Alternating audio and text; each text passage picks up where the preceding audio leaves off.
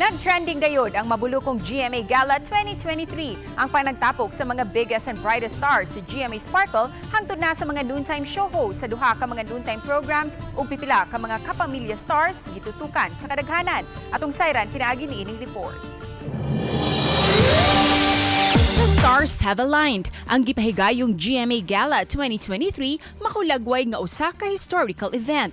Diin nagkatapok ang mga dagkong pangalan sa GMA Sparkle uban ang mga host ug personalities sa nakadiyang partners ug mga kapamilya artists. No, this is where it all started para sa amin. So, para sa amin, ito'y tahanan namin. At palagi kaming magiging proud to be Kapuso.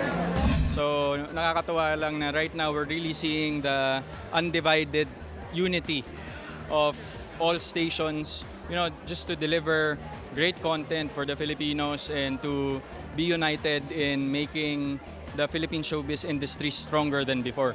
May tambong usab sa gala si Unbreak My Heart star Joshua Garcia. Masaya sila katrabaho and hindi mo pagka nasa set kami parang walang taga-kabilang network to, walang ganan eh. Parang isang pamilya lang kasi kami. Nagpahugya usab sa red carpet interview ang mga host sa Eat Bulaga, Yorme Isko Moreno, Petong Sumaya ug Buboy Villar. The team and Buboy and I, we went to Mambaling, Cebu. Yes.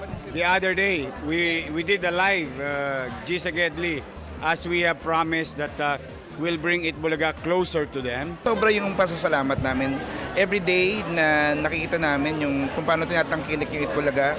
Ang ganahan ng namo sultiyon sa inyuha na ang Itbulaga dili man ni sa amuha sa inyuha ni. Correct. 2 words ra ni, tulong at saya. O maglipay-lipay ranta 12 noon. Samtang mga Showtime hosts Vice Ganda and Curtis, Bong Navarro ug Jong Hilario mitambong usab sa gala ug malipayon sa bag-o nilang Pinoy-anan.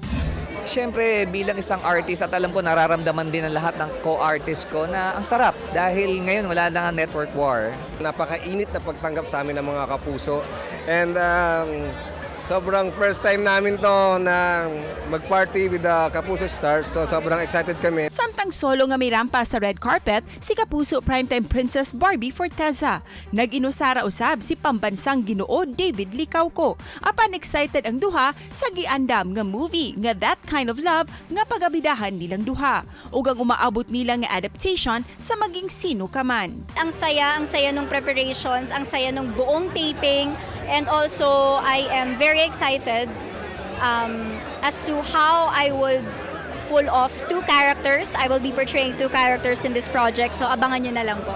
It's one of the most challenging roles I have played. Kaya yun, sana abangan ng mga kapuso natin. Cecil Kibod Castro, Balitang Bisdak.